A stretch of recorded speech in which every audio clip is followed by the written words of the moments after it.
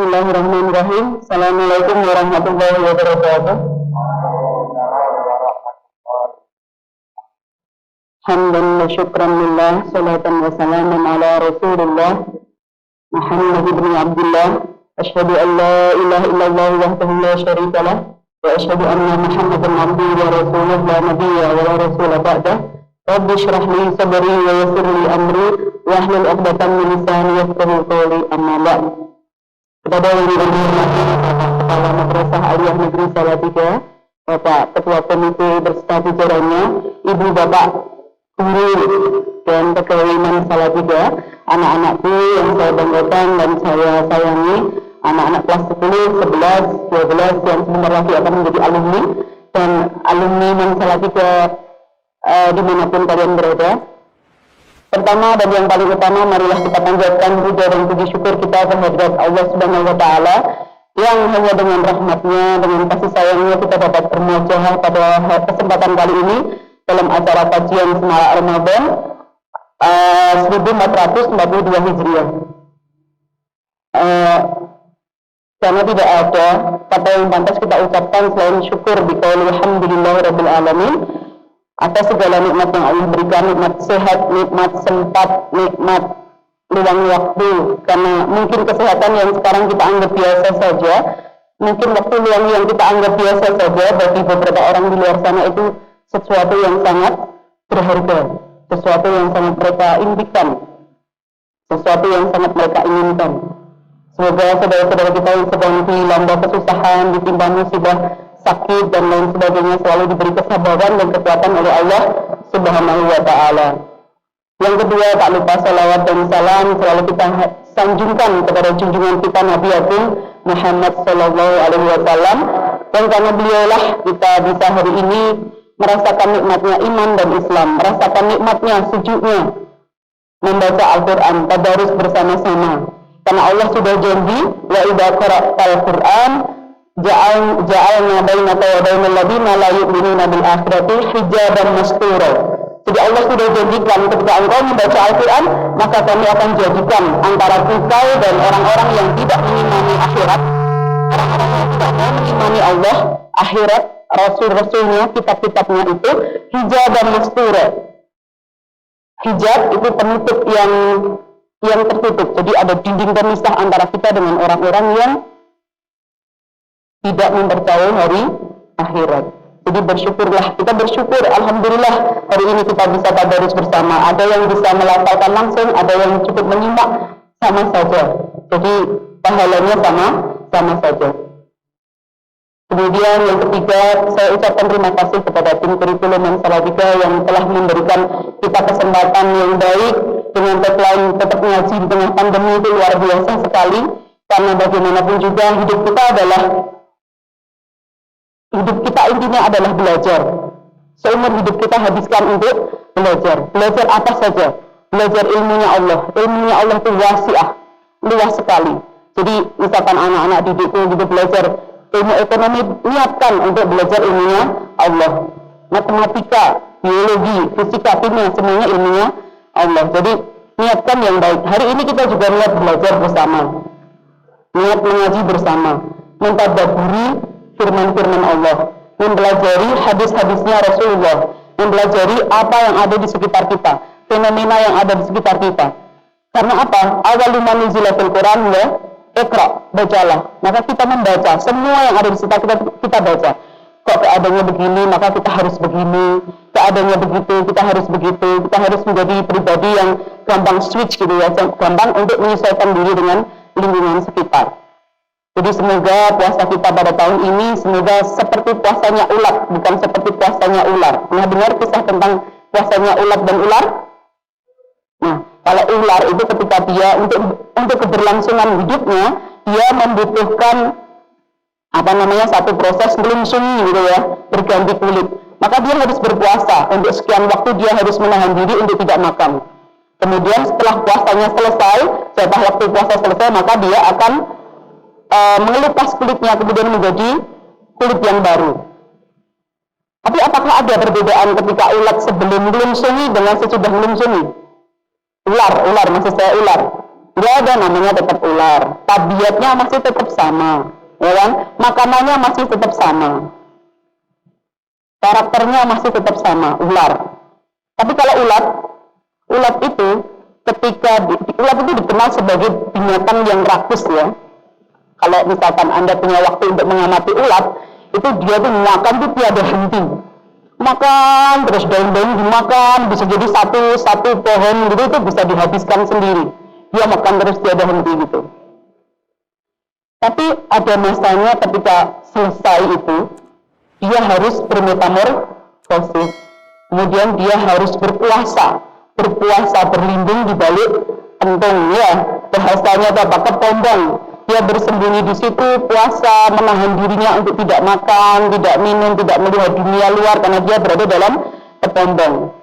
Nah, pada saatnya yang indah, pada saatnya yang tepat, ulat yang ada dalam kepombong tadi menjelma menjadi kupu-kupu yang indah. Kupu-kupu itu identik dengan keindahan. Walaupun ada beberapa yang mungkin menyeramkan ya. Mungkin ada yang namanya kupu-kupu apa itu, kalau zaman dulu saya waktu kecil itu ada kupu-kupu gajah atau mungkin kupu-kupu setan yang kayak ada lingkarannya di sayap itu. Nah itu. Tapi pada dasarnya, pada prinsipnya kupu-kupu itu binatang yang indah, menyukai keindahan. Jadi apa beda nggak ulat tadi dengan kupu-kupu?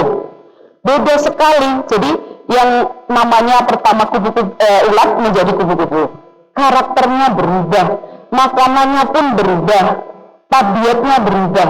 Dari yang dia makan rakus, makan daun, berubah menjadi hewan yang menyenangkan, mencari bunga. Kemudian dia menjadi salah satu penyebab tumbuhnya banyak bunga-bungaan karena dia membantu penyerbukan bunga. Itu ulat. Jadi puasanya ulat menjadi sesuatu yang berbeda, makhluk yang berbeda. Harapan kita juga sama. Selama puasa ini kita nggak hanya nahan lapar dan nahan haus saja, tapi bisa menjadi pribadi yang lebih baik, pribadi yang lebih baik dari kemarin-kemarin. Memperbanyak salat malam, memperbanyak qiraatul Quran. Jadi benar-benar Allah janjikan itu seperti itu. Janjinya indah banget bagi orang yang membaca Quran. Bahkan orang yang sibuk membaca Quran itu dan berzikir, ketika dia lupa, misalkan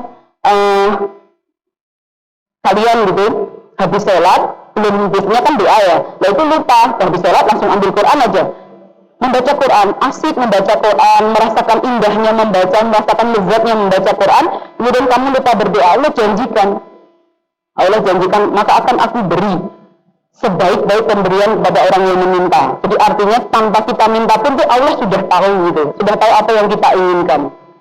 Rabbana innaka ta'lamu ma nukhfi wa ma nu'lin. Ya Allah, sesungguhnya Engkau Maha tahu apa yang kami sembunyikan dan apa yang kami kemukakan, apa yang kami tampakkan. Karena Allah itu Maha mengetahui. Bahkan masih hati kita itu benar-benar Allah Maha tahu. Jadi kita nggak perlu sibuk doanya panjang gitu. Kita sibuk membaca Quran, merasakan nikmatnya membaca Al-Quran itu. Allah tahu apa yang kamu butuhkan. Bukan apa yang kamu inginkan saja, tapi apa yang kamu butuhkan. Itu kan lebih indah dari sekedar apa yang kamu inginkan. Jadi itu yang ketiga. Kemudian pada kesempatan kali ini izinkan saya, karena kebetulan saya pembicara perempuan gitu ya, jadi saya akan membicarakan tentang kepribadian wanita muslimah. Walaupun di sini ada anak-anak tuh laki-laki, ada bapak-bapak, hidup kalian tuh nggak mungkin lepas dari perempuan, nggak mungkin lepas dari wanita. Ada ibu di rumah, ada istri di rumah, ada yang mungkin punya anak perempuan. Jadi artinya bicara tentang wanita, bicara tentang perempuan itu sesuatu yang universal, semua orang bisa kenal gitu ya. Jadi hari ini saya akan menyampaikan materi sekilas tentang syakhsiyatul mar'atul muslimah.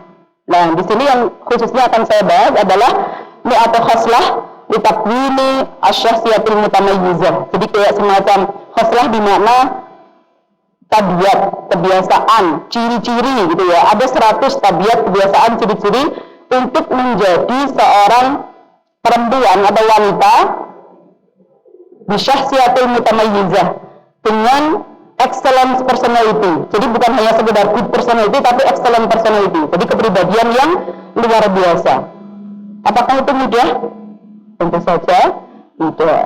Karena sulit sekali menjadi wanita yang salehah. Dalam hadis Nabi bilang, ad-dunya mata wa khairu mata'iha al-mar'atus salihah. Dunia ini perhiasan dan sebaik-baik perhiasan adalah wanita yang salehah. Itu tidak mudah. Jadi ada 100, kalau misalkan ibu dan bapak atau mungkin anak-anak semuanya baca, mungkin bisa jadi pemicu ya, bisa jadi pemicu, saya yang mana, yang sudah yang mana, sambil beristighfar, astagfirullahaladzim, saya belum bisa yang ini, yang itu saya belum bisa, Masya Allah sulit sekali gitu. Tapi artinya kita tetap belajar bersama, saling menasihati dalam kebaikan. Di sini juga prinsipnya bukan berarti yang misalkan yang dulu di sini yang paling ini paling enggak. Jadi prinsipnya adalah ketika kita mengaji, hadir dalam kajian, hadir dalam majelis ilmu, itu jangan pernah merasa halah, itu kalau sudah halah itu udah prinsipnya merendahkan orang lain. Unzur maqala wala tanzur maqala. Jadi lihatlah apa yang disampaikan, tidak usah perlu melihat siapa yang menyampaikan. Bisa jadi yang menyampaikan lebih muda, lebih apa namanya, mungkin dianggapnya lebih tidak berilmu begitu ya, tapi belum tentu, karena kebenaran itu bisa datang dari siapa saja. Jadi dari 100 itu saya mungkin hanya akan membahas 3 saja ya.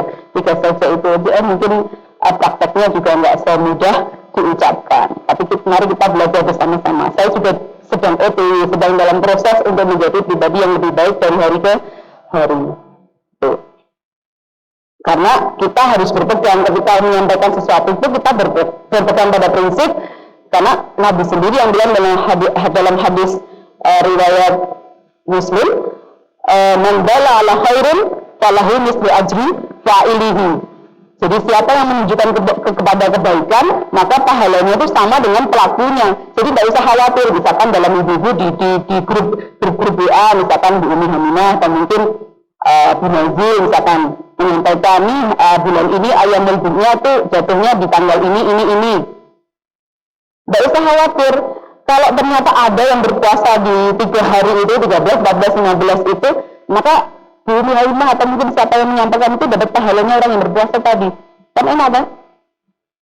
Jadi benar-benar menyampaikan kebaikan itu harus punya prinsip seperti itu. Sama dengan saya, mungkin saya belum punya ilmu apa-apa gitu, tapi karena saya diberi tanggung jawab, maka bismillah saya berusaha untuk memberanikan diri. Kalau misalkan di sana sini ada kesalahan, ya saya mohon maaf sebelumnya gitu. Tapi prinsipnya bahwa kita belajar bersama, mengaji bersama, mentadabburi ayat-ayat Allah, kemudian hadis-hadisnya Rasulullah, dan saling menasihati dalam kebaikan. Jadi di antara 100 tadi saya langsung mengambilnya langsung ke ciri atau kebiasaan yang ke-19, menasihati orang lain tadi. Karena adilun nasihat, agama itu prinsipnya adalah nasihat. Jadi artinya wanita itu dalam secara aspek taklif atau pembebanan tugas atau syariahnya itu sama seperti laki-laki ya. Jadi prinsipnya sama. Jadi dalam Islam itu luar biasa, laki-laki dan perempuan itu sama, yang membedakan hanya takwanya. Dan benar-benar risalah yang dibawa oleh Nabi kita Muhammad SAW itu benar-benar membawa perempuan atau wanita itu ke dalam derajatnya atau makamnya yang terbaik. Zaman jahiliyah dulu mungkin Anda pernah dengar bahwa ketika lahir anak perempuan itu di surat Ibrahim ayat berapa ya? Ayat 7 ya, berapa itu ada dibilang wa idza busyira ahaduhum bil unsa dhalla wajhuhu muswaddan wa huwa kazim. Jadi benar-benar ketika seorang jahiliyah zaman dulu dikasih tahu, diberitahu anakmu lahir perempuan, itu dhalla wajhuhu muswaddan. Jadi wajahnya langsung seketika menghitam, merah padam kalau bahasa kita ya, merah padam. Wa huwa kazim. Kazim itu di atasnya ghadab ya, di atasnya ghadab. Jadi marah angel mangkel gitu ya. Dia kecewa sekali kenapa anaknya terlahir perempuan. Dia tamare minal qaum, kemudian dia segera bersembunyi dari kaumnya. Dia bingung ayum sikuhu ala hulun au yabisuhu fiturab.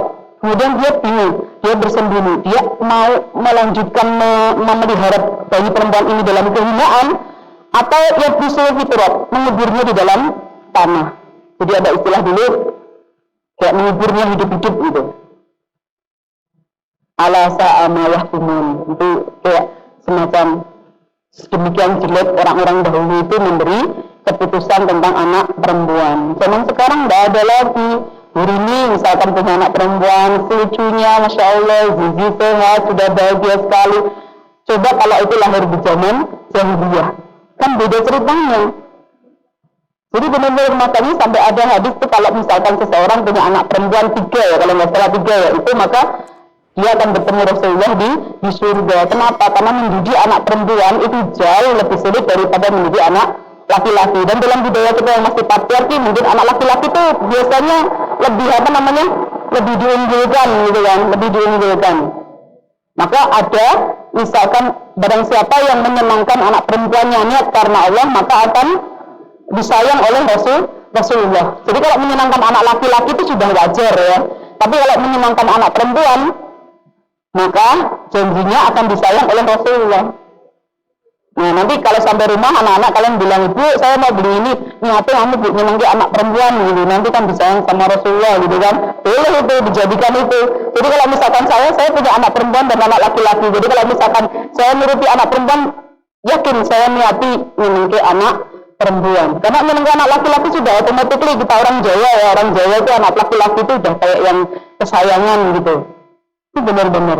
Jadi karena mendidik anak perempuan itu luar biasa sulit. Mungkin bapak ibu yang punya anak perempuan itu juga nanti yang mungkin yang masih ibu-ibu muda yang anaknya baru 1 dicoba dan punya anak perempuan, gimana rasanya mendidik anak perempuan gitu ya.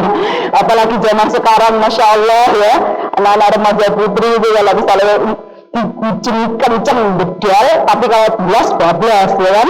Jadi benar-benar harus dikucing sikile, coba sirai. Jadi benar-benar harus kita bisa tarik ulur, karena kan anak-anak remaja zaman sekarang itu nggak seperti kita dulu, remaja saya dulu mungkin lah berbeda sekali. Apalagi sekarang semua sudah based on media sosial ya. Nah kemarin itu ada gerakan nasional literasi digital. Nah itu ada gerakan nasional literasi digital, itu penting kalian juga mempelajari. Artinya bagaimana kita sebagai seorang muslimah, seorang muslim itu cerdas dalam bermedia sosial, cerdas dalam ranah digital, terus etis dalam bermedia sosial. Jangan sampai ya kita misalkan kayak dalam grup kita dapat kopasan dari sini, terus di forward aja di grup yang lain gitu. Maksudnya sih menasehati, tapi dia nggak baca nih yang dia share itu gimana isinya, nggak baca sepenuhnya kopas. Begitu ada yang klarifikasi, ini gimana maksudnya gimana? Nggak tahu. Saya kopas dari tetangga sebelah itu, masya Allah sama sekali tidak bertanggung jawab ya. Jadi jangan sampai kita jadi generasi yang seperti itu. Baca dulu, kalau dirasa bermanfaat, sudah dibaca, semua sudah dibaca, boleh, terus jangan di forward. Kalau bisa, itu disalin dulu, baru ditambah, di copy dulu, baru di paste. Itu lebih sopan, itu bahasanya lebih etis. Jadi nggak kayak tinggal forward gitu ya. Nah, aturan di dunia maya itu sama dengan aturan di dunia nyata. Kul khairan awliyasmut. Kalau nggak bisa ngomong yang baik, diem aja, nyimak aja. Dalam guru itu kan kami sering ketemu yang seperti itu ya. Mungkin ada orang-orang yang hobinya cuma menyimak aja. Nggak apa-apa, nggak usah dimarahi ya. Kecuali kalau dalam grup isinya 5 orang nih. Terus kamu nge-share gimana pendapat teman-teman, gimana kritiknya, gimana masukannya, kan kamu cuma baca. Itu sopan ya?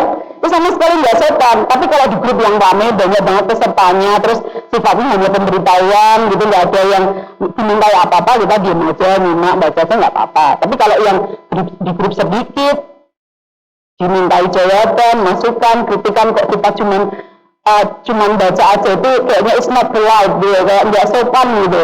Itu sama kayak saya ngomong sama kamu nih, kamu tanya sama saya, Bu buka sampai jam berapa? Tapi saya cuma gini,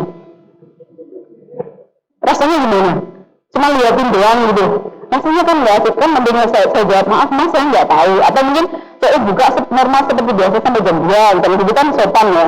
Jadi benar-benar aturan di dunia itu sama dengan di dunia maya, sama saja. Kul khairan awliyasmut, itu patokannya. Kalau nggak bisa ngomong baik, gini aja tuh.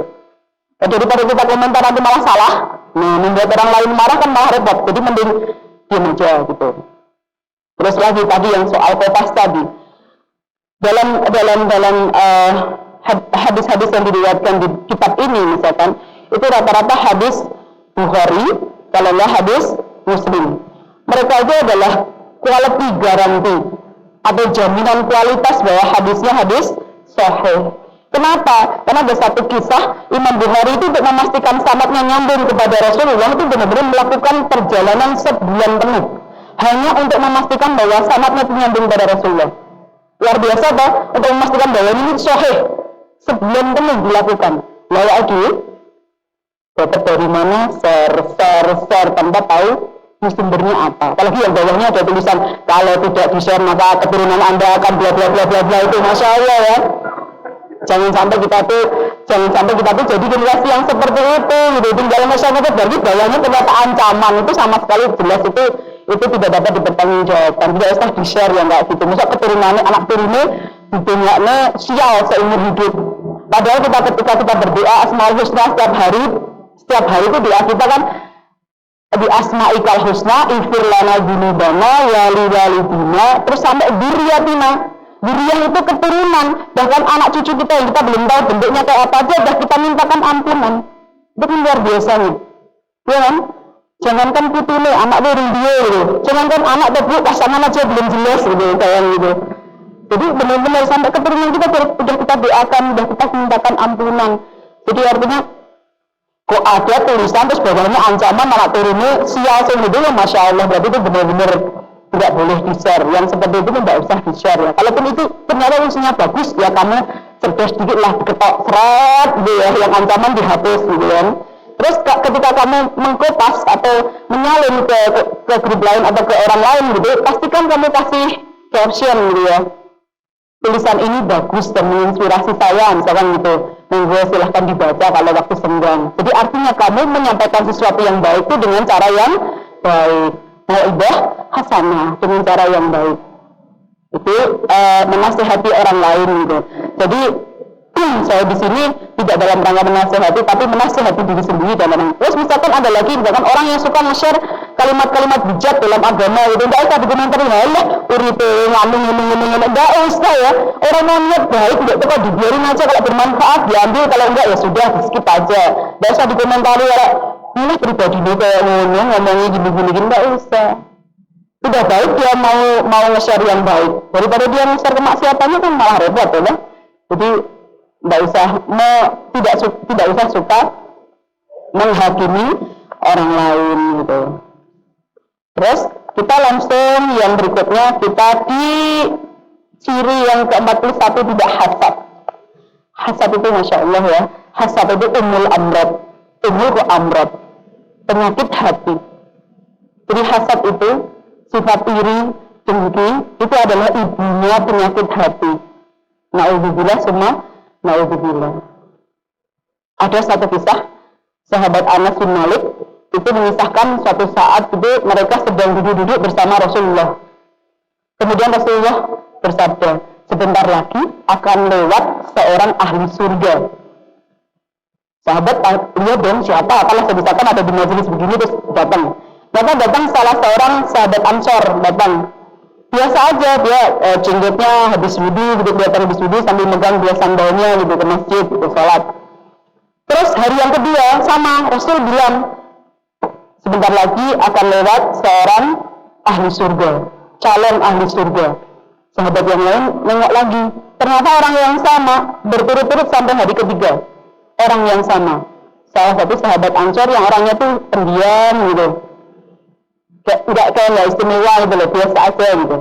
Terus akhirnya sahabat Abdullah bin Amr bin Al-As itu penasaran kenapa sahabat ini bisa disebut Rasulullah 3 kali, kok disebut sebagai ahli surga, kenapa gitu? Karena sahabat ini nggak masyhur gitu ya, nggak terkenal, nggak famous, nggak populer gitu ya. Kemudian sahabat Abdullah bin Amr ini segera mendatangi si sahabat Ansor ini. Dia berpura-pura cerita kalau dia sedang ada masalah sama ayahnya, maka kemudian dia pergi dari rumah, terus dia mengarang-arang cerita, dia sedang diboikot ayahnya, maka dia pengen nginep di rumahnya sahabat Ansor ini 3 hari aja gitu kan. Sahabat yang itu cuma diam, oh iya silahkan gitu kan. Akhirnya selama 3 hari ini sahabat Abdullah ini memata-matai, menyelidiki apa sih yang membuat sahabat Ansor ini disebut sebagai calon ahli surga. 3 hari itu dia kepoin dulu ya. Kalau bahasa anak sekarang, dia kepoin kegiatan sahabat Ansor ini. Biasa saja selama 3 hari itu biasa, rutinitasnya biasa gitu, biasa banget gitu. Malam ya sholat, kalau bangun malam ya sholat tahajudnya biasa aja, nggak ada yang istimewa gitu. Sholat jamaah ya bersama Rasulullah biasa, kesehariannya biasa banget. Terus akhirnya di malam yang ketiga, akhirnya sahabat Abdullah itu tanya, mengutarakan kekepoannya tadi, sebenarnya saya itu tidak ada masalah, mohon maaf, saya itu sebenarnya tidak ada masalah apa-apa sama ayah saya itu datang ke sini karena saya penasaran kenapa Rasulullah menyebut Anda sebagai calon ahli surga. Si sahabat Ansor tadi, saya tidak punya amalan apa-apa ya, jenengan ya sendiri saya begini gitu, biasa saja gitu. Terus sahabat Abdullah cuman menyimpulkan satu hal, si sahabat ini tuh nggak pernah ngomong selain ucapan yang baik, omongannya tuh baik gitu loh, omongannya selalu ngomong yang baik-baik saja. Terus kemudian sebelum sahabat siapa Abdullah pergi pulang gitu, si sahabat Ansor itu bilang, saya tuh nggak melakukan apa-apa, cuman saya itu nggak pernah dengki sama orang lain, dan di hati saya nggak ada hasad kepada seorang muslim pun atas kebaikan yang Allah berikan kepadanya. Nah, cuman itu. Jadi amalannya adalah amalan hati. Amalan hati. Dia nggak pernah merasa dengki, iri, hasad kepada orang lain. Ya, akhirnya sahabat Abdullah tadi, lah itu layak. Nah, kemudian itu yang kita masih sulit lakukan. Jadi luar biasa kan? Ibadahnya biasa saja, sholatnya nggak sampai 100 rakaat gitu, enggak, biasa saja, tapi di hatinya nggak ada iri sama dengki. Makanya itu dibilang hasad atau iri dengki itu sumber penyakit, ibu dari penyakit hati. Makanya kita bermohon kepada Allah untuk dijauhkan dari sifat hasad. Karena masya Allah, sholat tarawih mestinya luar biasa ya, istilahnya kayak dampak rusaknya atau dampak merusaknya itu luar biasa hasad itu. Ya kan, misalnya si A dan si B dan si C duduk di satu majelis bertiga, mereka ngobrolin si D, ya kan? Begitu si C beranjak pergi, si A dan B merasani si C. Ya, begitu gantian si B yang pergi, si A dan si C merasani si B. Terus begitu nggak ada ujungnya. Itu kenapa? Biasanya sumbernya itu tadi hasad, iri, dengki gitu. Makanya itu luar biasa. Jadi jangan bangga ketika Anda duduk dan diajak merasani orang lain. Suatu saat mungkin Anda bisa jadi tema utama. Ya, bisa jadi gantian jadi tema utama. Ya. Maka prinsipnya dalam Islam dan ajaran kita, jangan suka menyakiti hati orang lain. Cukup-cukup nemboro tadi, aja sak gawe remuk lan larani ati gitu ya. Kenapa kalau tadi anak terkenal dengan kerupuk, karena Pak Doni sering bawa kerupuk ya. Pak Doni sering bawakan kerupuk pasir gitu. Jadi jangan suka bikin remuk hati orang. Yang bahaya itu begini, anak-anakku sekalian, ibu bapak yang saya hormati. Kalau misalkan kita menyakiti hati orang, kemudian orang itu membalas, karuan ya, selesai perkara. Selesai, saya marah sama Buddha nih, seorang hafidah, tahu-tahu itu, jadi Buddha balik anak-anaknya aku, selesai. Bahaya ketika saya anak-anaknya Buddha diam saja, karena dia tahu malu, ya Allah bertengkar sesama saudara, ya Allah saya nggak mau, ya Allah saya malu sekali gitu. Terus yang bahaya itu ketika Buddha diam saja, karena Allah beliau diam saja, kemudian malamnya di atas sajadah beliau menengadahkan tangannya. Itu bahaya besar buat saya, bahaya banget.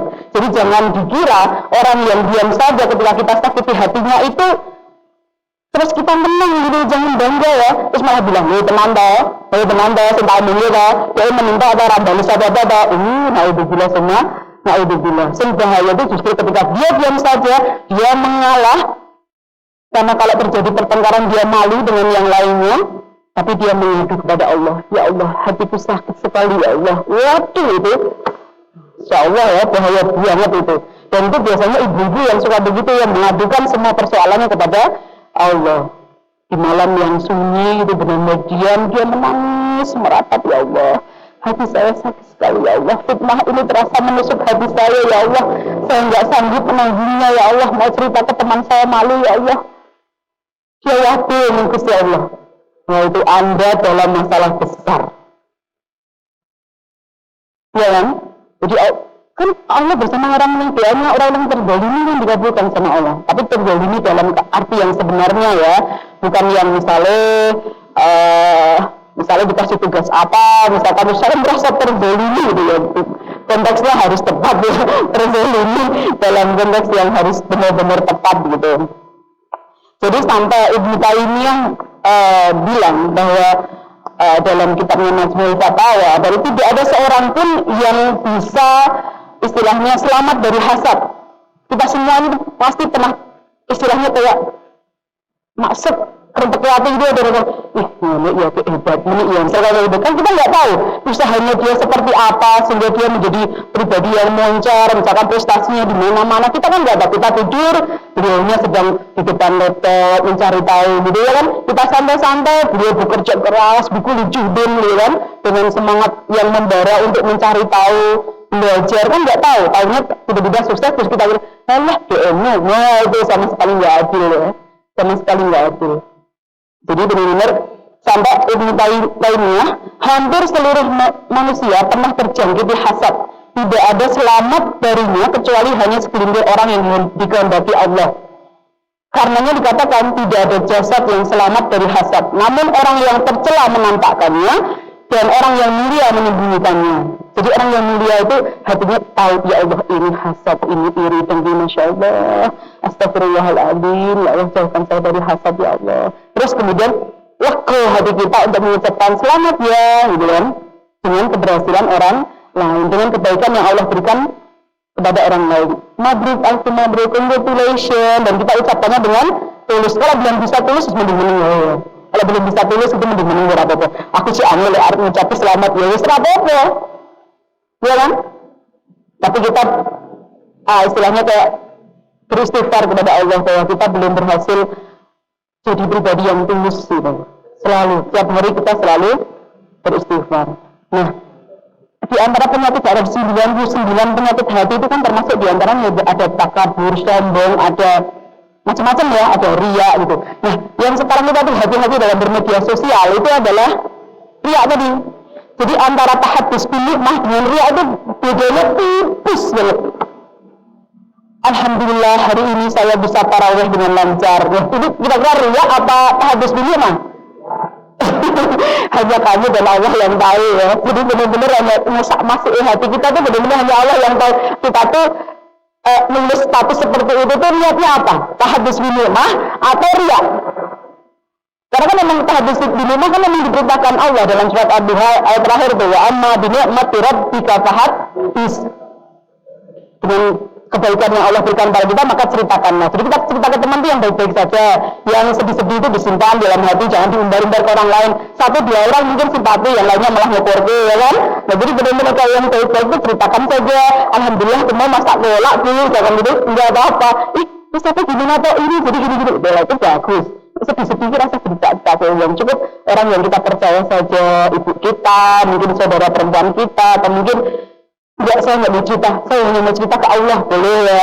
Jadi ceritanya hanya ke Allah, jadi cukup saya dan Allah saja yang tahu gitu. Enggak apa-apa seperti itu. Jadi kita selalu berlindung pada Allah dari sifat itu tadi, sifat hasad ya. Jadi benar-benar harus pintar, harus etis dalam bermedia sosial, harus melek informasi, harus tahu gitu. Jadi yang terakhir yang akan kita bahas adalah keterangan yang ke-100. Jadi tiba-tiba dari 19 buat 1 kita langsung 100. Karena kalau kita bahas 100 itu jadi langsung khatam ya Ustaz ya. 100 langsung khatam. Karena kalau 1 sampai 100 saya yakin dengan sudah langsung ngantuk, berat gitu ya Allah, puasa-puasa ngajiannya sih banget gitu ya. Nanti jadinya enggak bijak gitu. Yang 100 adalah berbuat baik dan menyayangi tetangga. Jadi salah satu indikator keimanan kita itu adalah menyayangi tetangga. Tetangga itu bukan hanya tetangga samping rumah, depan rumah, tapi kalau kalian sekolah, teman sekolah semua itu tetangga. Teman kelas sebelah itu tetangga. Sebelahnya lagi pun tetangga, sebelahnya lagi tetangga. Yang di gedung C sana dengan yang di gedung sana itu semuanya tetangga. buat ibu bapak guru, karyawan, pegawai itu satu ruangan itu tetangga. Berbuat baik dan menyayangi tetangga. Jangan sakiti hatinya. Kalau belum bisa bahagiakan hatinya, jangan sakiti hatinya. Iya kan, gitu prinsipnya ya. Jadi salah satu indikator bahwa kita adalah umatnya Kanjeng Nabi adalah berbuat baik kepada tetangga, termasuk tetangga kita di kantor, tetangga kita di sekolah, tetangga kita di masyarakat gitu. Jadi itu bapak-bapak, ibu-ibu, anak-anakku semua yang dapat saya sampaikan pada kesempatan kali ini. Jadi sudah 100 khaslah atau kebiasaan atau habits atau ciri seorang wanita muslimah dengan syahsiyatul mutamayyizah, dengan excellence personality, dengan kepribadian yang bagus, sangat bagus gitu. Semoga bermanfaat. Kalau ada kata-kata yang salah, saya minta maaf yang sebesar-besarnya. Billahi taufiq wal hidayah wa ridha wal inayah. Assalamualaikum warahmatullahi wabarakatuh. Hilal datang menyerangi hariku yang terasa sunyi. Oh Ramadan, berkahmu ku tunggu, angkat musibahku. Ramadan, hadirmu